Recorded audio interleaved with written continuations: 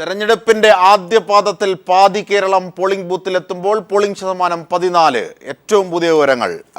ഒപ്പം ഇതുമായി ബന്ധപ്പെട്ട മറ്റ് വിശദാംശങ്ങൾ കൂടി ചർച്ച ചെയ്തുകൊണ്ട് വിശകലനങ്ങളിലേക്ക് കടക്കാൻ പോവുകയാണ്. ശ്രീ കുഞ്ഞിക്കണ്ണൻ നമ്മോടൊപ്പം ചേരുകയാണ് ആദ്യഘട്ടത്തിൽ.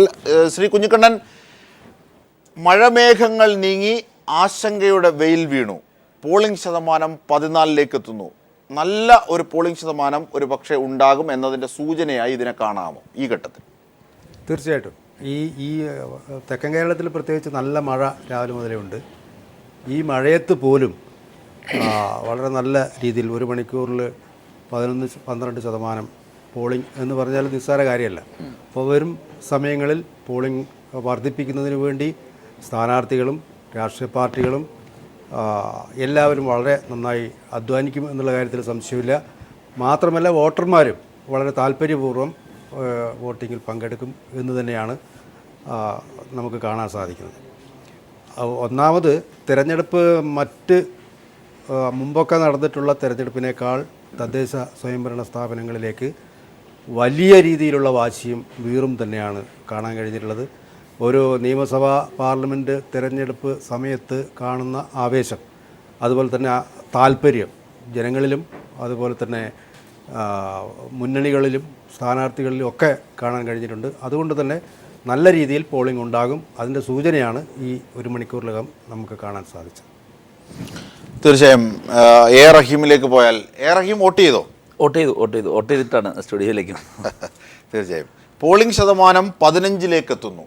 അങ്ങനെയെങ്കിൽ അത് എന്തൊക്കെ സൂചനകളായിട്ടാണ് നിങ്ങളുടെ രാഷ്ട്രീയം വിലയിരുത്തുന്നത്? അല്ല, തീർച്ചയായും ജനങ്ങൾക്ക് വല്ലാത്തൊരു വാശി ഈ തെരഞ്ഞെടുപ്പിലുണ്ട്. ഒന്ന്, തദ്ദേശ സ്വയംഭരണ സ്ഥാപനങ്ങളിലെ തെരഞ്ഞെടുപ്പുമായി ബന്ധപ്പെട്ട് പ്രധാനമായും നമ്മൾ പരിശോധിക്കേണ്ടത് പ്രാദേശികമായ പ്രശ്നങ്ങളും പ്രാദേശികമായ വികസന പ്രശ്നങ്ങളും ജനങ്ങളെ നേരിട്ട് ബാധിക്കുന്ന ഒരുപാട് കാര്യങ്ങളുമുണ്ട്. ജനങ്ങളെ നേരിട്ട് ബാധിക്കുന്ന ക്ഷേമ പ്രശ്നങ്ങൾ എല്ലാം തന്നെ കഴിഞ്ഞ 5 വർഷക്കാലത്ത് ഗുരുതരമായ പ്രത്യാഘാതങ്ങൾ നേരിട്ട ഒരു കാലമാണ്. ഇപ്പോൾ ഏറ്റവും കൂടുതൽ വന്നപ്പോൾ ക്ഷേമ പെൻഷനുകളുടെ കാര്യത്തിൽ പോലും മാസങ്ങൾ നീണ്ട കുടിശ്ശികയാണ് നിലനിൽക്കുന്നത്. അപ്പോൾ ജനങ്ങളെ നേരിട്ട് ബാധിക്കുന്ന പ്രശ്നങ്ങൾ, പൊള്ളുന്ന വിലക്കയറ്റം, ഇവിടെയെല്ലാം ജനങ്ങൾക്ക് പ്രതിരോധിക്കാനും പ്രതിഷേധിക്കാനും കിട്ടുന്ന ഒരു അവസരമാണ്, ഏറ്റവും എക്സ്ട്രീമായിട്ടുള്ളൊരു അവസരമാണ് തിരഞ്ഞെടുപ്പ് എന്ന് പറയുന്നത്. ആ തിരഞ്ഞെടുപ്പിൽ ജനങ്ങൾ സർക്കാർ വിരുദ്ധ വികാരം കൃത്യമായി പ്രകടിപ്പിക്കുമെന്ന കാര്യത്തിൽ യാതൊരു സംശയവും വേണ്ട. മറ്റൊരു പ്രധാനപ്പെട്ട കാര്യം, കേരളത്തിൻ്റെ രാഷ്ട്രീയ പരിസരം കുറച്ച് നാളുകളായി വളരെ സജീവമായി നിൽക്കുന്നതിന് 2 കാരണങ്ങളുണ്ട്. ഒന്ന്, കേരളത്തിൽ ഈ തെരഞ്ഞെടുപ്പ് എന്ന് പറയുന്നത് BJPയും വെള്ളാപ്പള്ളി നടേശനും തമ്മിൽ ഉണ്ടാക്കിയൊരു കൂട്ടുകെട്ട് സ്വാഭാവികമായും ആ വിശുദ്ധ സഖ്യത്തിനെതിരായി വലിയ ക്യാമ്പയിൻ ഈ കേരളത്തിൽ നടന്നിട്ടുണ്ട്. അത് മാത്രമല്ല, സംഘപരിവാറിനെ കുറേ കൂടി അടുത്ത് ജനങ്ങൾക്ക് ബോധ്യമാക്കാൻ കഴിഞ്ഞ ഒരു കാലയളവ് കൂടിയാണിത്. അത് ദേശീയ തലത്തിൽ നടന്ന പ്രശ്നങ്ങൾ, കേരളവർമ്മ കോളേജിൽ നടന്ന പ്രശ്നം, ദീപാ നിശാന്തിനെതിരായ കാര്യങ്ങൾ, ഇങ്ങനെ കേരളത്തിൽ കുറേ നാളുകളായി ഒരു സംഘപരിവാറിൻ്റെ ഭീഷണി നമ്മൾ മുമ്പെല്ലാം പറഞ്ഞു കേൾക്കുകയും പറയുകയും മാറ്റം ചെയ്തിരുന്ന കാര്യങ്ങൾ നമ്മുടെ അരികിലേക്കെത്തി എന്നൊരു ഫീലിംഗ് ജനങ്ങളുടെ മനസ്സിൽ കൃത്യമായിട്ടുണ്ടായി. അത് ഒന്ന്. രണ്ടാമത്, തിരഞ്ഞെടുപ്പിൻ്റെ പടിവാതിൽക്കൽ നിൽക്കുമ്പോഴാണ് KM മാണിയുടെ വിധി വരുന്നത്. KM മാണിക്കെതിരായ വിധി, KM മാണി കൈക്കൂലി വാങ്ങിയിട്ടുണ്ടോ ഇല്ലയോ എന്നുള്ള കാര്യത്തിൽ കേരളത്തിൽ മഹാഭൂരിപക്ഷം പെടുന്ന ജനങ്ങൾക്കും യാതൊരു സംശയവുമില്ല. പക്ഷേ അത് വളരെ കൃത്യമായി ജനങ്ങൾക്ക് വളരെ വായിച്ചെടുക്കാൻ കഴിയും വിധമുള്ള സംശയം ലേശം പോലും അവശേഷിക്കാത്ത മനോഹരമായൊരു വിധി വിജിലൻസ് കോടതിയിൽ നിന്ന് തിരുവനന്തപുരത്ത് നിന്നുണ്ടാകുന്നു. അതുണ്ടാക്കുന്ന ഒരു വലിയ പുകപടലങ്ങൾ, ഇത് യഥാർത്ഥത്തിൽ ജനങ്ങൾ വല്ലാതെ അസംതൃപ്തരാകുന്നു. എല്ലാ തരത്തിലും, രാഷ്ട്രീയമായും വ്യക്തിപരമായ അവരുടെ അനുഭവങ്ങളിലും ജീവിതത്തിലും വല്ലാതെ അരക്ഷിതാവസ്ഥയിലൂടെ കടന്നു പോകുന്ന ഒരു സാഹചര്യത്തിൽ ശക്തമായ പ്രതികരണമുണ്ടാകും. ഈ ഉണ്ടാകുന്ന പോളിംഗ് ശതമാനവും ഒക്കെ തന്നെ ഒടുവിലത്തെ പ്രചരണ ഘട്ടങ്ങളും എല്ലാം പൂർത്തിയാകുമ്പോൾ കേരളത്തിൽ ഇടതുപക്ഷ ജനാധിപത്യ മുന്നണിക്ക് അനുകൂലമായി ഒരു വലിയ മേൽക്കൈ ഉണ്ടാകുമെന്ന കാര്യത്തിൽ യാതൊരു സംശയവും വേണ്ട. അത്തരത്തിലാണ് കാര്യങ്ങൾ നീങ്ങുന്നത്. തീർച്ചയായും. ശ്രീ കുഞ്ഞിക്കണ്ണൻ, അധികാര വികേന്ദ്രീകരണത്തിൻ്റെ യഥാർത്ഥ അന്തസ്സത്ത ഒരുപക്ഷെ ഇരിക്കുന്നത് ഈ ത്രിതല പഞ്ചായത്ത് വോട്ടെടുപ്പ് അടക്കം ഉൾപ്പെടുന്ന ഈ തദ്ദേശ സ്വയംഭരണ തെരഞ്ഞെടുപ്പുകളിലാണ്. ഒരുപക്ഷെ അവിടെ മുമ്പൊക്കെ കണ്ടതുപോലെ ഒരു നേരിട്ടുള്ള രാഷ്ട്രീയം ഒരുപക്ഷെ പ്രതിഫലിച്ചിരുന്നില്ല. പക്ഷേ ഇപ്പോഴത്തെ കാലാവസ്ഥ നേരെ മറിച്ചാണ്. ഇത് ആർക്ക് അനുകൂലമായി തിരിയും? പ്രത്യേകിച്ച് ഈ പോളിംഗ് ശതമാനമൊക്കെ ഉയരുന്നത് ഇത്തരത്തിലുള്ള വിലയിരുത്തലുകളിലേക്ക് കൂടി പോയാൽ? നേരത്തെയൊക്കെ ഈ പോളിംഗ് ശതമാനം വർദ്ധിച്ചാൽ അത് UDF അനുകൂലമാകും എന്നുള്ളൊരു വിശ്വാസം ഉണ്ടായിരുന്നു. അത് മാറി. ഇപ്പം ജനങ്ങൾ വളരെ കാര്യങ്ങൾ അറിയുന്നവരാണ്, കുറ്റിച്ചൂരിനെ നിർത്തിയാൽ പോലും വോട്ട് ചെയ്യുന്ന ഒരു അന്തരീക്ഷം നേരത്തെ ഉണ്ടായിരുന്നു. പക്ഷേ ഇപ്പോഴതല്ല. ഇപ്പോൾ ജനങ്ങൾക്കെല്ലാം അറിയാൻ സാധിക്കുന്നു, എല്ലാം കാണാൻ സാധിക്കുന്നു, എല്ലാം അനുഭവിക്കാൻ അവർക്ക് സാധിക്കുന്നു. ഇപ്പം റഷീദ് നേരത്തെ സംസാരിച്ചപ്പോൾ BJP SNDP അവിശുദ്ധ സഖ്യം, അവിശുദ്ധവും എന്താ വേറൊരു വാക്ക് കൂടി ഉപയോഗിച്ചത് ഞാൻ, അവിഹിത സഖ്യം അല്ല, അവിശുദ്ധം എന്നാ പറഞ്ഞത്. അവിശുദ്ധ സഖ്യം അങ്ങനെയൊരു സഖ്യം BJP ആയിട്ട് രൂപപ്പെട്ടിട്ടില്ല. SNDP-യുമായിട്ട് വിവിധ മേഖലകളിൽ സഹകരിച്ച് പ്രവർത്തിക്കുന്നുണ്ട്. ഒരു SNDP യോഗം എന്ന് പറഞ്ഞാൽ രാഷ്ട്രീയ പാർട്ടിയല്ല. അവർ സഹകരിക്കാൻ BJP-ആയിട്ട് സഹകരിക്കാനുള്ള താല്പര്യം പ്രകടിപ്പിച്ചിട്ടുണ്ട്. BJP-യും സഹകരിക്കാൻ തയ്യാറുമാണ്. അത് അവിശുദ്ധം എന്ന് പറയുന്നതിൽ യാതൊരു അടിസ്ഥാനവുമില്ല. പിന്നെ RSSനെ നേരിട്ട്, RSS ഈ തെരഞ്ഞെടുപ്പിൽ മത്സരിക്കുന്നില്ല. എന്തിനു വേണ്ടിയാണ് RSSനെ ഈ തെരഞ്ഞെടുപ്പിലേക്ക് വലിച്ചഴിച്ചത് എന്ന് മനസ്സിലാകുന്നില്ല. രാഷ്ട്രീയം പറഞ്ഞാൽ വിജയിക്കാൻ സാധ്യമല്ല എന്നുള്ളത് കൊണ്ട് മറ്റ് രീതിയിലുള്ള പ്രചരണങ്ങളിലേക്ക് നീങ്ങി എന്നുള്ളതാണ് സത്യം. അത് CPM ആയാലും കോൺഗ്രസ് ആയാലും അനാവശ്യമായി ഒരു ഭീതി ജനങ്ങളിൽ സൃഷ്ടിക്കുകയും ആ ഭീതി മുതലെടുത്ത് ജീവനിൽ കൊതിയുള്ളവരൊക്കെ ഞങ്ങളൊന്ന് ചേർന്നോളൂ, ഞങ്ങളാണ് യഥാർത്ഥ സംരക്ഷകർ എന്നുള്ള രീതിയിൽ പ്രചരിപ്പിച്ച് വോട്ട് നേടാനുള്ള ശ്രമം നടത്തിയിട്ടുണ്ട്. പക്ഷേ ആ പ്രചരണം ഏറ്റവും കൂടുതൽ പ്രയോജനപ്പെടുന്നത് BJP-ക്കായിരിക്കുമെന്നുള്ള കാര്യത്തിൽ യാതൊരു സംശയമില്ല. കാരണം 1.5 വർഷത്തെ കേന്ദ്ര സർക്കാരിൻ്റെ പ്രവർത്തനങ്ങൾ അത് വളരെ നല്ല രീതിയിൽ തന്നെയാണ് മുമ്പോട്ട് പോകുന്നത്. അത് ജനങ്ങൾക്ക് അറിയാം. തെറ്റായ പ്രചരണങ്ങൾ എത്ര നടത്തിയാലും ആ നേട്ടങ്ങളെ ഇല്ലാതാക്കാൻ സാധ്യമല്ല. ഒന്ന്. പിന്നെ ഈ രാഷ്ട്രീയം, തദ്ദേശ സ്വയംഭരണ സ്ഥാപനങ്ങളിലേക്കുള്ള തെരഞ്ഞെടുപ്പ് എന്ന് പറഞ്ഞാൽ അവിടെ പ്രത്യയശാസ്ത്രപരമായ ചർച്ചയുടെ ആവശ്യമില്ല. കാരണം പഞ്ചായത്തിൽ ചർച്ച ചെയ്യുന്നത് ദേശീയ രാഷ്ട്രീയമല്ല, അഖിലലോക രാഷ്ട്രീയമല്ല, സംസ്ഥാന രാഷ്ട്രീയം പോലും അവിടെ ചർച്ചയ്ക്ക് അതല്ല. നയപരമായ ഒരു പ്രശ്നവും പഞ്ചായത്തിൽ നടക്കുന്നില്ല. അവിടെ പാലം, റോഡ്, ആരോഗ്യം, വെള്ളം, ശുചീകരണം, അങ്ങനെയുള്ള കാര്യങ്ങളാണ്. ഈ തെരഞ്ഞെടുപ്പിൽ അതൊന്നും ചർച്ച ചെയ്തില്ല എന്ന് പറഞ്ഞാൽ അത് ചർച്ച ചെയ്താൽ വോട്ട് കിട്ടാൻ സാധ്യതയില്ല എന്ന തിരിച്ചറിവാണ് എന്ന കാര്യത്തിൽ യാതൊരു സംശയമില്ല. കാരണം ഇടതുമുന്നണിയും അതുപോലെ തന്നെ ഐക്യമുന്നണിയും വർഷങ്ങളായിട്ട് പഞ്ചായത്തുകളും നഗരസഭകളും പങ്കിട്ട് ഭരിക്കുകയാണ്. ഏറ്റക്കുറച്ചിലുണ്ടാകും. ഒരു തവണ കൂടുതൽ LDFന് കിട്ടിയാൽ പിന്നെ അത് UDFന് കൂടുതൽ കിട്ടും. കഴിഞ്ഞ തവണ UDFനായിരുന്നു കൂടുതൽ. ഇത്രയും 5 വർഷത്തിനിടയിൽ ഈ ജനകീയ പ്രശ്നങ്ങൾ, കുടിവെള്ളത്തിൻ്റെ പ്രശ്നം, അതുപോലെ തന്നെ റോഡിൻ്റെ പ്രശ്നം, അതുപോലെ ആശുപത്രി, അങ്ങനെ തുടങ്ങിയിട്ടുള്ള ജനകീയമായ അടിസ്ഥാന പ്രശ്നങ്ങൾ പരിഹരിക്കുന്നതിൽ കോൺഗ്രസിനും വീഴ്ച പറ്റിയിട്ടുണ്ട്, LDFനും വീഴ്ച പറ്റിയിട്ടുണ്ട്. ശ്രീ കുഞ്ഞിക്കണ്ണൻ, ഒരു സംശയം, പ്രത്യേകിച്ച് ഒരു ഗ്ലോബൽ വില്ലേജിൻ്റെയൊക്കെ കാലഘട്ടമല്ലേ? അതായത് ആദ്യഘട്ടങ്ങളിലൊക്കെ നമ്മളൊക്കെ കാണുന്ന ത്രിതല പഞ്ചായത്ത് തിരഞ്ഞെടുപ്പ് എന്നത്, അല്ലെങ്കിൽ തദ്ദേശ സ്വയംഭരണ തിരഞ്ഞെടുപ്പ് എന്നത് ഒരു പക്ഷേ പൂർണ്ണമായും ഈ പറഞ്ഞതുപോലെ വികസനങ്ങൾ അല്ലെങ്കിൽ പ്രാദേശികമായ പ്രശ്നങ്ങളിൽ മാത്രമേ. ഇപ്പോൾ ഗ്ലോബൽ വില്ലേജായി മൊബൈൽ ഫോണിൽ തന്നെ ലോകവുമായി സംവദിക്കുന്ന ഒരു കാലഘട്ടം 50% ഉയർന്നിരിക്കുന്നു. കേന്ദ്ര സംസ്ഥാന ആ രാഷ്ട്രീയവും അതുമായി ബന്ധപ്പെട്ട കാര്യങ്ങളും അങ്ങനെയും വിലയിരുത്തലുകളുണ്ട്. അല്ല, അത് ശരിയാണ്. ഗ്ലോബൽ വില്ലേജ് ആണെങ്കിലും വില്ലേജിൽ ചർച്ച ചെയ്യുന്നത് ഗ്ലോബൽ കാര്യങ്ങളൊന്നുമല്ല. അവിടെ പാലവും റോഡും കലുങ്കും കുടിവെള്ളവും ശുചീകരണവും വൈദ്യുതിയും അങ്ങനെ തുടങ്ങിയിട്ടുള്ള തികച്ചും പ്രാദേശിക പ്രശ്നങ്ങൾ. അവിടെ അഖിലലോക പ്രശ്നങ്ങളൊന്നും, ഗ്ലോബൽ വില്ലേജ് ആണെങ്കിലും അഖിലലോക പ്രശ്നങ്ങളൊന്നും ചർച്ചയ്ക്ക് വരുന്നില്ല. അതൊക്കെ പുറത്ത്, പഞ്ചായത്തിനകത്ത് വെറും പഞ്ചായത്ത് കാര്യങ്ങൾ മാത്രമാണ്. ശ്രീ കുഞ്ഞിക്കണ്ണൻ ചൂണ്ടിക്കാണിച്ചതുപോലെ ഇത്തരത്തിൽ രാഷ്ട്രീയ പ്രശ്നങ്ങൾ ഒട്ടനവധിയുണ്ട്. അതിനൊക്കെ താങ്കൾക്ക് മറുപടി പറയാനുള്ള അവസരമായിരുന്നു. അക്കമിട്ട് എണ്ണി തുടങ്ങുകയായിരുന്നു. ഇടവേളയും മറ്റു വിശദാംശങ്ങളിലേക്കും പോയതാണ്. തുടരാം താങ്കൾ. അല്ല, ശ്രീ കുഞ്ഞിക്കണ്ണൻ പറഞ്ഞ കാര്യം, അദ്ദേഹം പറഞ്ഞത് ഗ്ലോബൽ വിഷയങ്ങളൊന്നുമല്ല, വളരെ തദ്ദേശീയ വിഷയങ്ങളാണ്. തർക്കമില്ല. തദ്ദേശീയ വിഷയങ്ങൾക്ക് തദ്ദേശ സ്വയംഭരണ സ്ഥാപനങ്ങളിലേക്കുള്ള തിരഞ്ഞെടുപ്പിൽ അതിൻ്റേതായ പ്രാധാന്യമുണ്ട്, തീർച്ചയാണ്. പക്ഷേ ഞാൻ ചോദിക്കട്ടെ, ഇത് പറയുന്ന BJP എന്തിനാണ് പിന്നെ നരേന്ദ്രമോദിയുടെ പടമില്ലാത്ത ഒരു പോസ്റ്റർ പോലും ഇറക്കിയിട്ടില്ലല്ലോ? നിങ്ങൾ ഗ്രാമങ്ങളിൽ പോയി കുടുംബയോഗങ്ങൾ വിളിച്ചു കൂട്ടിയും അവിടെ നിങ്ങൾ ക്യാമ്പയിൻ ചെയ്യുകയും അനൗൺസ്മെൻറ്റ് വാഹനങ്ങളിൽ പോലും നിങ്ങൾ വിവരിക്കുന്ന മോഡിയുടെ വികസനമാണ്. എന്തിനാണ് അത് പറയേണ്ട കാര്യം? അത് മാത്രമല്ല, വേറൊരു കാര്യം, ഇപ്പോൾ BJP ഇപ്പോൾ ഇത് പറയുന്നത് യഥാർത്ഥത്തിൽ മുൻകൂർ ജാമ്യമാണ്. അതിൻ്റെ കാരണം എന്ന് വെച്ചാൽ BJPയെ സംബന്ധിച്ച് വരാൻ പോകുന്ന നിയമസഭാ തെരഞ്ഞെടുപ്പിന് മുന്നോടിയായി ഒരു ഡ്രസ് റിഹേഴ്സൽ ഇവിടെ നടക്കുകയാണ്. ആ റിഹേഴ്സൽ എന്ന് പറയുന്നത് ഒരു പരിശോധനയാണ്. ആ പരീക്ഷണം അവരെ സംബന്ധിച്ച് ഒരു ബുമറാങ്ങായി മാറുമെന്ന കാര്യത്തിൽ യാതൊരു സംശയവുമില്ല. വെള്ളാപ്പള്ളിയും BJPയും തമ്മിലുള്ള അലയൻസ്, ആ അലയൻസിനെ എങ്ങനെയാണ് പ്രതിഫലിക്കാൻ പോകുന്നത്? പലയിടത്തും SNDPയുടെ പ്രവർത്തകർ BJP സ്ഥാനാർത്ഥിയായി താമരചിഹ്നത്തിൽ മത്സരിക്കുന്നുണ്ട്. ഈ SNDP വിഭാഗത്തിനുള്ളിൽ തന്നെ വെള്ളാപ്പള്ളിയുടെ ആ നീക്കത്തിനെതിരെ ശക്തമായ വിയോജിപ്പ് വരുന്നുണ്ട്. കേരളത്തിലെ പൊതുമതേതര സമൂഹം അതിനെ എങ്ങനെ നോക്കിക്കാണുന്നു, ഇതെല്ലാം വളരെ നിർണായകമാണ്. അക്കാര്യത്തിൽ ഒടുവിലത്തെ വിലയിരുത്തലിലും ബി ജെ പിക്ക് എന്തെങ്കിലും തരത്തിലൊരു നേട്ടം ഉണ്ടാക്കാൻ കഴിയുമെന്ന് ആരും പ്രതീക്ഷിക്കുന്നില്ല. അത് ബി ജെ പിക്കും അറിയാം. അവിടെയാണ് ബി ജെ പി യഥാർത്ഥത്തിൽ ഇത് രാഷ്ട്രീയമൊന്നുമല്ല, ഇത്തരത്തിലുള്ള പരീക്ഷണമൊന്നും ഇവിടെ യഥാർത്ഥത്തിൽ റിഫ്ലക്റ്റ് ചെയ്യാൻ പോകുന്നില്ല എന്ന ഒരു വിലയിരുത്തൽ യഥാർത്ഥത്തിൽ ഇദ്ദേഹമെല്ലാം നടത്തുന്നത്. ശ്രീ കുഞ്ഞിക്കണ്ണനെ പോലെയുള്ള രാഷ്ട്രീയ പ്രവർത്തകനും ഏറെക്കാലത്തെ മാധ്യമപ്രവർത്തന രംഗത്ത് പരിചയമുള്ള ഒരാളെന്ന നിലയിലും അദ്ദേഹത്തിന് ഈ പൾസെല്ലാം അറിയാവുന്ന ഒരാളെന്ന നിലയിൽ വളരെ കൃത്യമായി അദ്ദേഹം ഇപ്പോഴേ പറഞ്ഞതാണ്. അതിനപ്പുറത്ത് വേറൊന്നുമില്ല.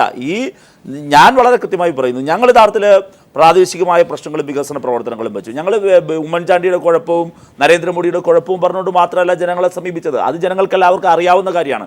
ജനങ്ങൾ ഞങ്ങളിൽ നിന്ന് പ്രതീക്ഷിക്കുന്നത് ഞങ്ങൾ ഈ തെരഞ്ഞെടുപ്പിൽ വിജയിച്ചാൽ എന്തെല്ലാം കാര്യങ്ങൾ ചെയ്യുമെന്നുള്ളതിനെ സംബന്ധിച്ചാണ്. വളരെ കൃത്യമായി അത് അധികാര വികേന്ദ്രീകരണം കേരളത്തിലെ ഏറ്റവും ഫലപ്രദമായി നടപ്പിലാക്കിയത് ഇടതുപക്ഷ ജനാധിപത്യ മുന്നണിയാണ്. കുടുംബശ്രീ പ്രസ്ഥാനം ലോകത്തിന് മാതൃകയായി കേരളത്തിന് സംഭാവന ചെയ്ത് ഇടതുപക്ഷമാണ്. ആ കുടുംബശ്രീ പ്രസ്ഥാനത്തെ ഇത് തകർത്തു. പകരം കോൺഗ്രസിൻ്റെ ഒരു സംഘടനയായ ജനശ്രീയെ പ്രതിഷ്ഠിച്ചു. കുടുംബശ്രീ അഴിമതിയിൽ മുക്കുന്നു. അതോടൊപ്പം തന്നെ ദേശീയ ഗ്രാമീണ തൊഴിലുറപ്പ് പദ്ധതിയുടെ ഫലപ്രദമായ നടത്തിപ്പ് 100 തൊഴിൽ ദിനങ്ങളെങ്കിലും പൂർത്തീകരിക്കാൻ വേണ്ടി കഴിയുന്ന രീതിയിൽ പോലും ഇന്നും സാധിക്കാത്ത സാഹചര്യം. ഇങ്ങനെ ഒരുപാട് പ്രശ്നങ്ങൾ, ക്ഷേമ പെൻഷനുകൾ മുടങ്ങിയിരിക്കുന്നു. ഇങ്ങനെ ഒരുപാട് കാര്യങ്ങൾ ഞങ്ങൾ യഥാർത്ഥത്തിൽ ജനങ്ങളുടെ മുമ്പിൽ അവതരിപ്പിച്ച വികസന പത്രികയിൽ, ഞങ്ങളുടെ മാനിഫെസ്റ്റോയിൽ വളരെ കൃത്യമായി ഞങ്ങൾ പറഞ്ഞിട്ടുണ്ട്. അത് അഴിമതിരഹിതമായ ഒരു ഭരണം. ഏത് സർക്കാർ ഓഫീസിൽ പോയാലും അഴിമതിയാണ്. ജനങ്ങൾ നേരിട്ട് ആശ്രയിക്കുന്ന തദ്ദേശ സ്വയംഭരണ സ്ഥാപനങ്ങൾ ഇന്ന് അഴിമതിയുടെ ചെളിക്കുണ്ടിലേക്ക് പോയിക്കൊണ്ടിരിക്കുന്നു. അത് കേരളത്തിൽ ആകെ നടക്കുന്ന ഒരു ഭരണത്തിൻ്റെ റിഫ്ലക്ഷൻ കൂടിയാണ്. ഈ അഴിമതിയെ നമ്മൾ തുളച്ചു നീക്കും. ജനങ്ങൾക്ക് എളുപ്പത്തിൽ കാര്യങ്ങൾ നടക്കാൻ കഴിയും. അങ്ങനെ സുതാര്യമായൊരു ഭരണം, ജനക്ഷേമകരമായ വികസന പ്രവർത്തനങ്ങൾ, ഇതെല്ലാം മുന്നോട്ട് വെച്ച് എല്ലാ പള്ളിക്കൂടങ്ങളെയും സർക്കാർ പള്ളിക്കൂടങ്ങളെയും ആധുനീകരിക്കാൻ ശ്രമിക്കും. എല്ലാ സർക്കാർ സ്ഥാപനങ്ങളെയും വൈഫൈയുടെ കീഴിൽ കൊണ്ടുവരും. ഇങ്ങനെ വളരെ കൃത്യമായ കാര്യങ്ങൾ എണ്ണി പറഞ്ഞുകൊണ്ടാണ് പൊതുവിൽ ഞങ്ങൾ ഈ തെരഞ്ഞെടുപ്പിനെ നേരിടുന്നത്. അതിനു പുറമെ ഓരോ കോർപ്പറേഷൻ, മുനിസിപ്പാലിറ്റി, പഞ്ചായത്തുകളെല്ലാം തന്നെ അതാത് വാർഡുകളിൽ പോലും ഞങ്ങൾ ജനങ്ങളിൽ നിന്ന് അഭിപ്രായം സ്വീകരിച്ചു. ജനങ്ങൾ തന്ന അഭിപ്രായം അത് വെച്ച് വളരെ സമഗ്രമായ സെമിനാറുകൾ കേരളത്തിലെമ്പാടും നടന്നു. ആ സെമിനാറുകളുടെ അടിസ്ഥാനത്തിൽ ഓരോ തദ്ദേശ സ്വയംഭരണ സ്ഥാപനങ്ങൾക്കും ചെയ്യാൻ കഴിയുന്നതെന്ത്, അവിടെ ജനങ്ങൾ ആഗ്രഹിക്കുന്നതെന്ത്, അങ്ങനെ വളരെ കൃത്യമായ ഒരു കാൽക്കുലേഷനോടുകൂടിയും ജനങ്ങളുമായി സംസാരിച്ചുകൊണ്ടും ജനങ്ങളുമായൊരു ഡയലോഗിൽ നിന്നുകൊണ്ടാണ് ഇടതുപക്ഷ ജനാധിപത്യ മുന്നണി ഈ തെരഞ്ഞെടുപ്പിലേക്ക് പോകുന്നത്. അതുകൊണ്ട് തന്നെയാണ് ഞങ്ങൾക്ക് ആത്മവിശ്വാസം. ഇതോടൊപ്പം തന്നെയാണ് ഞാൻ നേരത്തെ സൂചിപ്പിച്ചതുപോലെ ഞാൻ അവിശുദ്ധ സഖ്യമെന്ന് തന്നെയാണ് പറഞ്ഞത്. അവിശുദ്ധ സഖ്യമെന്ന് പറയാൻ കാരണം വളരെ അവരും ഞങ്ങളിതും അങ്ങനെ ഇതുമല്ല. അമിത്ഷായുമായുള്ള കൂടിക്കാഴ്ചയ്ക്ക് ശേഷം വെള്ളാപ്പള്ളി നടേശൻ പറഞ്ഞത് മുഖ്യമന്ത്രി സ്ഥാനാർത്ഥിയാകാൻ താൻ തയ്യാറെന്നാണ്. മുഖ്യമന്ത്രി സ്ഥാനാർത്ഥിയാകാൻ കേരളത്തിലെ BJP നേതൃത്വത്തെ പോലും ഇപ്പോൾ മാറ്റിക്കൊണ്ട് കേന്ദ്ര നേതൃത്വം, നമുക്ക് പരസ്യമായിട്ട് അറിയാവുന്ന കാര്യമാണല്ലോ. ഇപ്പോൾ വെള്ളാപ്പള്ളിയാണ് BJPയുടെ സംസ്ഥാന പ്രസിഡന്റായി ശ്രീ മുരളീധരൻ ഇരിക്കുന്നത് എങ്കിലും കേന്ദ്ര നേതൃത്വത്തിൻ്റെ സംസ്ഥാന പ്രസിഡന്റ് എന്ന് പറയാവുന്നയാൾ ഇന്ന് ശ്രീ വെള്ളാപ്പള്ളി നടേശനാണ്. വെള്ളാപ്പള്ളി നടേശൻ കേരളത്തിൻ്റെ മുഖ്യമന്ത്രി സ്ഥാനാർത്ഥിയായി അവതരിക്കുകയാണ്. അതേ സമയത്താണ് ആ മുഖ്യമന്ത്രി സ്ഥാനാർത്ഥിയായി വരുന്ന ആളിനെതിരായി വ്യാപകമായ ആരോപണങ്ങൾ വരുന്നു. അത് കമ്മ്യൂണിസ്റ്റുകാരിൽ നിന്ന് മാത്രമല്ല, ഇടതുപക്ഷക്കാരിൽ നിന്ന് മാത്രമല്ല, വർഷങ്ങളായി SNDP യോഗത്തിൻ്റെ ഭാഗമായി നിന്നവർ, ശ്രീനാരായണീയ പ്രസ്ഥാനവുമായി ബന്ധപ്പെട്ട് പ്രവർത്തിക്കുന്നവർ, ആ വിഭാഗത്തിൽപ്പെട്ടവർ, അവരുടെ നിന്നാണ് ശക്തമായ അഭിപ്രായം വരുന്നത്. ശിവഗിരി മഠത്തിൻ്റെ പോലും ഒരു എതിരഭിപ്രായം വരുന്നു. അങ്ങനെ ശിവഗിരി മഠത്തിൻ്റെ പോലും കണ്ണിൽ പ്രതിക്കൂട്ടിൽ നിർത്തുന്ന, വിവിധ കാരണങ്ങളാൽ പ്രതിക്കൂട്ടിൽ നിർത്തുന്ന, കരിനിഴലിൽ നിൽക്കുന്ന വെള്ളാപ്പള്ളി നടേശനെയാണ് ഹൈന്ദവ മുദ്രാവാക്യം, ഏകീകരണത്തിൻ്റെ മുദ്രാവാക്യം മുന്നോട്ട് വയ്ക്കുന്ന BJP പരീക്ഷിക്കുന്നത്. ഇത് ജനങ്ങൾ എങ്ങനെ ശ്രീ കുഞ്ഞിക്കണ്ണൻ, അതായത് റഹീം പറഞ്ഞു വരുന്നത് SNDPയുമായി കൂട്ടുകെട്ടുണ്ടാക്കിയത് മൂലമുണ്ടാകുന്ന പോസിറ്റീവ് വോട്ടുകൾ കിട്ടത്തുമില്ല, അതിന് നെഗറ്റീവ് വോട്ടുകളാകും BJPക്കും അല്ലെങ്കിൽ SNDPക്കും കിട്ടുക എന്നതുമാണ്. അതായത് വീട്ടിൽ നിന്ന് പുറപ്പെടുകയും ചെയ്തു, ഇവിടെ എത്തിയില്ല എന്നൊരു പഴഞ്ചൊല്ലുണ്ടല്ലോ, അതുപോലെ. കാരണം അതിന് സമാനമായൊരു പ്രതികരണം BJP പ്രസിഡന്റിൻ്റെ ഭാഗത്തു നിന്നും ഉണ്ടായി. വോട്ട് ചെയ്തതിനു ശേഷം അദ്ദേഹം ഇറങ്ങിയിട്ട് പറഞ്ഞു, മൂന്നാം മുന്നണിയുടെ ജാഗ്രത കുറവ് എന്നെ സംബന്ധിച്ച് BJPക്ക് അഭിപ്രായമില്ല, SNDPയുടെ കാര്യം ഞങ്ങൾക്ക് അറിഞ്ഞുകൂടാ. ഒരു ചെറിയ കുത്തായിട്ടാണ് പൊതുവെ മാധ്യമ ലോകം അതിനെ വിലയിരുത്തിയത്. ശ്രീ കുഞ്ഞിക്കണ്ണൻ. അല്ല, ഇതിപ്പോൾ റഹീം ഒരുപാട് കാര്യങ്ങൾ പറഞ്ഞു. നരേന്ദ്രമോദിയെ എന്തിന് പോസ്റ്ററിൽ അടിച്ചു, കേന്ദ്ര ഗവൺമെൻറ് നേട്ടങ്ങൾ എന്തുകൊണ്ട് പറയുന്നു എന്ന് ചോദിച്ചു അദ്ദേഹം ആദ്യമായിട്ട്. നരേന്ദ്രമോദിയുടെ കാര്യങ്ങൾ ഇവിടെ വളരെ മോശമായി ചിത്രീകരിക്കുമ്പോൾ BJPക്കാരത് കണ്ടില്ല കേട്ടില്ല എന്നുള്ള രീതിയിൽ നിൽക്കണോ? അതാണ് ചെയ്യേണ്ടത്. തുടങ്ങി വെച്ചത് BJP അല്ല, തുടങ്ങി വെച്ചത് ഇടതുപക്ഷവും അതുപോലെ തന്നെ കോൺഗ്രസ് മുന്നണിയുമാണ്. അപ്പോൾ അവർ പറയുമ്പോൾ അതിന് വ്യക്തമായും ശക്തമായും മറുപടി പറയാനുള്ള ബാധ്യത BJPക്ക് ഉണ്ട്. പിന്നെ SNDP യോഗത്തിൻ്റെ ആയി സഹകരിക്കുന്നത് BJPയിൽ വലിയ പ്രശ്നം ഉണ്ടാകും. BJPക്ക് കിട്ടാനുള്ളത് സാധാരണ കിട്ടിക്കൊണ്ടിരിക്കുന്നത് കിട്ടുകയില്ല, പുതുതായിട്ട് കൂടുതൽ വരാനും വേണ്ടി പോകുന്നില്ല എന്നൊക്കെയുള്ളത് ഒരു ദിവാസ്വപ്നം മാത്രമാണ്. BJP തനിച്ച് തന്നെ നല്ല രീതിയിൽ മുന്നേറിയിട്ടുണ്ട്. കോൺഗ്രസിലെയും അതുപോലെ തന്നെ കമ്മ്യൂണിസ്റ്റ് പാർട്ടിയിലെയും നിരവധി പ്രാദേശിക നേതാക്കന്മാരും അനുഭാവികളായിട്ടുള്ള പൊതുജനങ്ങളും BJPക്കൊപ്പം നിൽക്കുന്ന ഒരു സാഹചര്യം ഇന്നുണ്ട്. കഴിഞ്ഞ പഞ്ചായത്ത് നഗരസഭാ തിരഞ്ഞെടുപ്പുകളിൽ മത്സരിച്ച സ്ഥാനാർത്ഥികളുടെ എണ്ണവും ഇപ്പം മത്സരിക്കുന്ന സ്ഥാനാർത്ഥികളുടെ എണ്ണവും തമ്മിൽ വളരെ വളരെ കൂടുതലാണ്. ഏതാണ്ട് 19,000-ഓളം സ്ഥാനാർത്ഥികൾ ഇത്തവണ മത്സരിക്കുന്നു. 10-ൽ താഴെയായിരുന്നു കഴിഞ്ഞ തെരഞ്ഞെടുപ്പിലുണ്ടായിരുന്നത്. അങ്ങനെ സ്ഥാനാർത്ഥികളുടെ എണ്ണം പെരുകി, ജനങ്ങളുടെ വോട്ടർമാരുടെ ഒരു താല്പര്യം കൂടി. അതൊക്കെ ഈ തെരഞ്ഞെടുപ്പിൽ പ്രതിഫലിക്കുമെന്നുള്ള കാര്യത്തിൽ യാതൊരു സംശയവുമില്ല. ഇനിയിപ്പോൾ നേരത്തെ പറഞ്ഞല്ലോ, ആഗോള തലത്തിലുള്ള ചർച്ചയാണെങ്കിൽ പോലും രാഷ്ട്രീയമുള്ളവർക്കൊക്കെ അതിനെക്കുറിച്ച് ചിന്തിക്കും, ചർച്ച ചെയ്യും. പക്ഷേ പഞ്ചായത്ത് ഭരണത്തിൽ അത് ചർച്ച ചെയ്യുന്നത് വികസനം ആണ്, പ്രാദേശിക വികസനമാണ്, നേരത്തെ പറഞ്ഞതൊക്കെ തന്നെയാണ്. അതിലേക്കൊക്കെ എത്താം. അദ്ദേഹം ഒരുപക്ഷെ മാധ്യമങ്ങളെ കാണും, അദ്ദേഹത്തിന് പറയാനുള്ള കാര്യങ്ങളുണ്ട്, അതിലേക്കൊക്കെ എത്താം. ശ്രീ കുഞ്ഞിക്കണ്ണൻ, ഇത്തരത്തിൽ പ്രാദേശികമായി ബാധിക്കുന്ന അല്ലെങ്കിൽ ബാധിക്കാവുന്ന ഒട്ടേറെ വിഷയങ്ങൾ കേന്ദ്ര സർക്കാർ വഴി BJP കൈകാര്യം ചെയ്തിരിക്കുന്നു. റഹീം നിരീക്ഷിച്ചതിൻ്റെ ഒരു അന്തസ്സതയെ സംബന്ധിച്ച് പൊതുവെ വിലയിരുത്തപ്പെടുന്ന കാര്യങ്ങളെക്കുറിച്ചും ആണ് ഞാൻ താങ്കളുടെ മുമ്പിൽ പ്രതികരണത്തിനായി ക്രോഡീകരിക്കുന്നത്. ഉദാഹരണത്തിന് ഇന്നത്തെ പത്രത്തിൽ തന്നെ ന്യൂനപക്ഷ ജനസംഖ്യയെ പിടിച്ചു നിർത്താനായി ചില കാര്യങ്ങൾ വേണമെന്നൊരു പ്രമേയം RSS പാസാക്കി എന്ന രീതിയിലുള്ള വാർത്തകൾ എത്തുന്നു. ഇങ്ങനെ ദാദ്രി കൊലപാതകം അടക്കമുള്ള വിഷയങ്ങൾ, ഒപ്പം ഈ SNDPയുമായി ബന്ധപ്പെട്ട് ഉള്ള സഖ്യത്തിൽ അസ്വസ്ഥരായ ഹൈന്ദവ വിഭാഗത്തിൽ തന്നെ വിഷയങ്ങൾ, ഇതൊക്കെ BJPക്ക് പ്രതികൂലമായി എത്തും, അതൊക്കെ തങ്ങൾക്ക് അനുകൂലമാകും എന്നതാണ് LDFിൻ്റെ വിലയിരുത്തൽ. ആ വിലയിരുത്തൽ അങ്ങനെ തള്ളിക്കളയാൻ കഴിയില്ല. SNDP ആയിട്ടുള്ള ബന്ധത്തെക്കുറിച്ചിട്ട് അങ്ങനെ BJPക്കകത്ത് ഒരു അസ്വസ്ഥതയുണ്ട് എന്ന് എനിക്ക് തോന്നുന്നില്ല. BJP പ്രസിഡന്റ് പറഞ്ഞത് എന്താ, BJPക്ക് ഒരു അസ്വസ്ഥതയും ഇല്ല എന്ന് തന്നെയാണ്.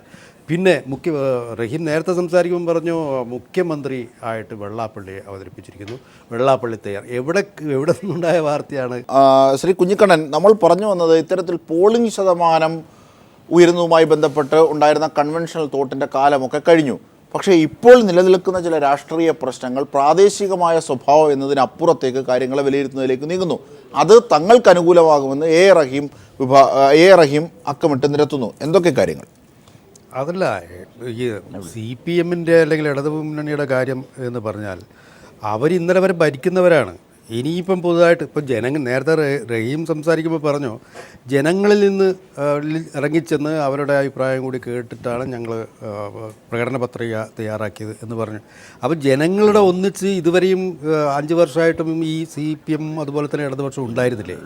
അവർ ഇതുവരെ പ്രശ്നങ്ങളൊന്നും പ്രാദേശിക പ്രശ്നങ്ങളൊന്നും മനസ്സിലാക്കിയിട്ടില്ലേ? എന്താണ് നമ്മൾ അറിയേണ്ടത്, എന്താണ് നമ്മൾ കരുതേണ്ടത്? അപ്പോൾ ജനങ്ങളിൽ നിന്ന് അകന്നുപോയി എന്നുള്ളത് ഇടതുപക്ഷത്തിൻ്റെ ഒരു തിരിച്ചറിവ്. അതിൽ നിന്നാണ് ഇപ്പം ജനങ്ങളിലേക്ക് ഇറങ്ങിത്തന്ന് എന്തൊക്കെയാണ് നിങ്ങളുടെ പ്രശ്നം എന്നറിയാൻ ശ്രമിക്കുന്നു. അതാണ് വലിയ പ്രശ്നം. പിന്നെ ദേശീയവും പിന്നെ മറ്റ് സംസ്ഥാന രാഷ്ട്രീയം അതൊക്കെ ചർച്ച ചെയ്യപ്പെടും, സ്വാഭാവികം. പക്ഷേ ഊന്നൽ നൽകേണ്ടത് പ്രാദേശിക വിഷയങ്ങൾക്ക് തന്നെയാണ്. ആ വിഷയങ്ങൾ പ്രകടന പത്രികയിൽ പറഞ്ഞിട്ടുണ്ടെങ്കിലും ഈ പ്രചരണ പ്രവർത്തനങ്ങളിൽ ചർച്ച ചെയ്യപ്പെട്ടിട്ടില്ല എന്നുള്ളത് ഞാൻ പറഞ്ഞതാണ് സത്യം. അത് എവിടെയും ചർച്ച ചെയ്യപ്പെട്ടിട്ടില്ല. പിന്നെ ഈ BJPക്കെതിരായിട്ട് 2 മുന്നണിയും, ഐക്യമുന്നണിയും അതുപോലെ തന്നെ ഇടതുപക്ഷ മുന്നണിയും നടത്തിയിട്ടുള്ള ചർച്ചകളൊക്കെ BJPക്ക് അനുകൂലമായി വരും എന്നുള്ളതാണ് സംഭവിക്കാൻ വേണ്ടി പോകുന്നത്. അത്രത്തോളം BJPക്ക് വിശദീകരിക്കാൻ അവസരം കിട്ടി, പറയാൻ അവസരം ഉണ്ടാക്കി കൊടുത്തു. ആരോപണങ്ങൾക്ക് മറുപടി നല്ല രീതിയിൽ പറയാൻ സാധിച്ചു എന്നുള്ളത് സത്യമാണ്. അതുപോലെ തന്നെ ഈ നേരത്തെ അഴിമതിയുടെ കാര്യം, അഴിമതി ഇപ്പം 2 കൂട്ടരും അഴിമതി നടത്തി എന്നുള്ള കാര്യങ്ങളൊക്കെ ജനങ്ങൾക്ക് ബോധ്യപ്പെട്ടിരിക്കുന്നു. ഇപ്പം മാണിയുടെ പ്രശ്നം അവിടെ നിൽക്കുന്നു, അതുപോലെ തന്നെ കരീമിൻ്റെ പ്രശ്നം, അതും ഇപ്പോൾ പിൻവലിച്ചത്, കേസില്ലാതെ എഴുതിത്തള്ളിയത്, അതൊക്കെ ഒരു ഒത്തുകളിയുടെ ഭാഗമാണെന്ന് തിരിച്ചറിയാനുള്ളൊരു അവസരം കൂടി റഹീം. അതായത് ഇങ്ങനെ ശ്രീ കുഞ്ഞിക്കണ്ണൻ പറഞ്ഞത് വെച്ച് നോക്കുമ്പോൾ BJP ഭരിക്കുന്ന ചില സംസ്ഥാനങ്ങൾ അല്ലെങ്കിൽ BJPയുടേതായ സ്വന്തമുള്ള ചില തദ്ദേശ ഭരണ സ്ഥാപനങ്ങളൊക്കെ ഉണ്ട് കേരളത്തിന് പുറത്ത്. അവിടെ കണ്ടുപിടിക്കൂ, അവിടെയാണ് വികസനം യഥാർത്ഥത്തിൽ നടക്കുന്നത്. സത്യമാണോ? അജുൻ ഷാ, അതിനകത്ത് രസകരമായ കാര്യം എന്നറിയുമോ? BJP എത്രയോ വർഷമായി അവർ സംഘം ആരംഭിച്ച കാലഘട്ടം മുതൽ സംഘം, പിന്നെ അതിനുശേഷം ഓരോ BJP രാഷ്ട്രീയത്തിലേക്ക് കടക്കുമ്പോഴെല്ലാം തന്നെ കേരളത്തിൽ പ്രവർത്തനങ്ങളുടെ ശ്രമം നടത്തിയാണ്. എത്രയോ പരീക്ഷണങ്ങൾ നടത്തി.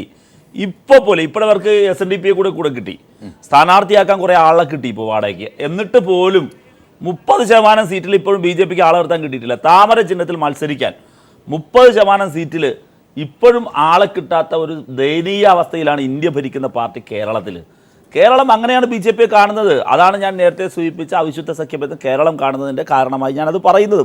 ഇവിടെ പ്രശ്നം എന്താ? ഞങ്ങൾ ജനങ്ങളിൽ നിന്ന് അകന്നുപോയി. എവിടെയാണ് ജനങ്ങളിൽ നിന്ന് അടുത്തുകൊണ്ടാണോ BJPക്ക് ഈ പറയുന്നത് പോലെ ഒരു നേട്ടം ഇവിടെ ഉണ്ടാക്കിയെടുക്കാനാകാത്തത്? അങ്ങനെ പറയരുത്. നിങ്ങൾ ഈ കേരളത്തിൽ ജനങ്ങളുമായി ബന്ധപ്പെട്ട നിരവധിയായിട്ടുള്ള കേരളത്തെ പടുത്തുയർത്തിയതിൽ BJPയുടെ സംഭാവന എന്ത്? BJP ഉയർത്തിയ മുദ്രാവാക്യം എന്ത്? 1957 ഒന്നാമത്തെ ഗവൺമെൻറ് ഏറ്റവും ഫലപ്രദമായി കേരളത്തിന് വികസനത്തിൻ്റെ അടിത്തറ പാകിയ ഗവൺമെൻറ്, ആ ഗവൺമെൻറ്റിനെതിരായി നടന്ന വിമോചന സമരത്തിൽ കോൺഗ്രസിനും ലീഗിനും ഒപ്പം കൂട്ടുചേർന്ന സംഘടനയുടെ പേരാണ് RSS. കൂട്ടുചേർന്നത് മാത്രമല്ല, അവരന്ന് വിജയദിനമായി കൂടി അന്ന് സംഘപരിവാർ സംഘടനകൾ ഗവൺമെന്റ്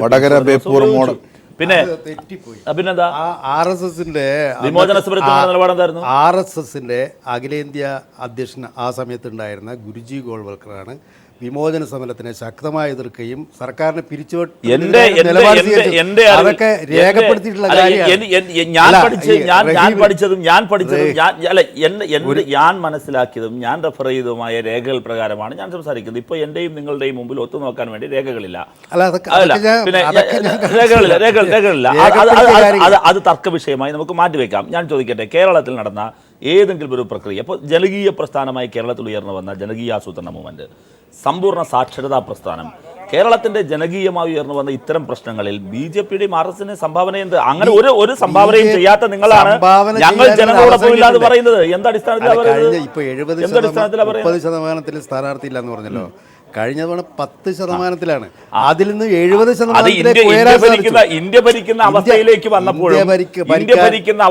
വന്നപ്പോഴും കേരളത്തിൽ നിങ്ങൾക്ക് ഇപ്പോൾ ഏറെയും ദയവായി തുടരുക.